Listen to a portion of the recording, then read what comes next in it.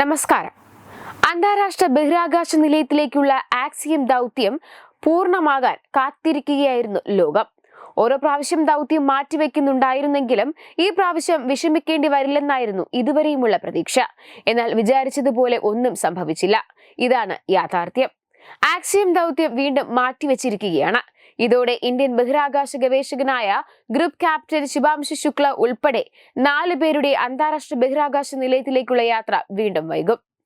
Space എക്സിന്റെ falcon 9 റോക്കറ്റിൽ കണ്ടെത്തിയ സാങ്കേതിക തകരാറാണ് വിക്ഷേപണം മാറ്റിവെക്കാൻ കാരണം. അതേസമയം നാളെ വീണ്ടും വിക്ഷേപണം നടക്കുമെന്നും റിപ്പോർട്ടുകൾ വ്യക്തമാക്കുന്നു.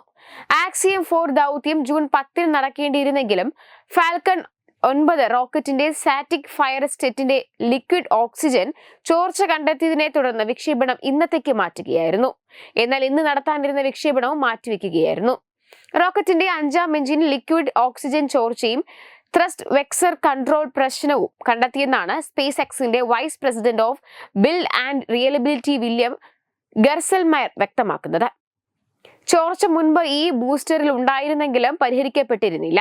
ഇതിനെ മറികടക്കാൻ ഒരു പാർച്ച് സംവിധാനം സംഘടിപ്പിക്കുകയും ബന്ധപ്പെട്ട ഘടകങ്ങൾ മാറ്റി സ്ഥാപിക്കുകയും ചെയ്തിട്ടുണ്ട്.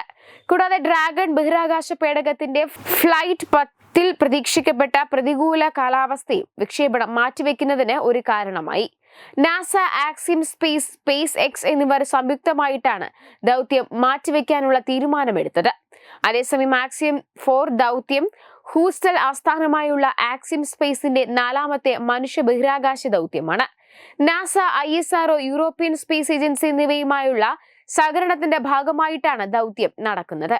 ദൗത്യത്തിൽ ഇന്ത്യയിൽ നിന്നുള്ള ശുഭാംശു ശുക്ലയ്ക്ക് പുറമെ പോളണ്ടിൽ നിന്നുള്ള സ്ലാവൂസ് ഉസ്നാൻസ്കി, ഹംഗറിയിൽ നിന്നുള്ള ടിഗോർ കാംബു, മുൻ നാസ ബഹിരാകാശ സഞ്ചാരിയും ആക്സിയം സ്പേസിന്റെ ഹ്യൂമൻ സ്പേസ് ക്രാഫ്റ്റ് ഡയറക്ടറുമായ പെങ്കി വിറ്റ്ഗൺ എന്നിവരും ഉൾപ്പെടുന്നു.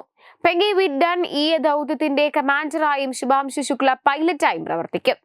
1984 രാകേഷ് ശർമ്മ റഷ്യയുടെ സോയൂസ് ദൗത്യത്തിന് ശേഷം ബഹിരാകാശ നിലയത്തിലേക്ക് പോകുന്ന ആദ്യ ഇന്ത്യൻ ബഹിരാകാശ സഞ്ചാരിയായി മാറാനുള്ള കാത്തിരിപ്പിലാണ് ശുഭാംശു ശുക്ല.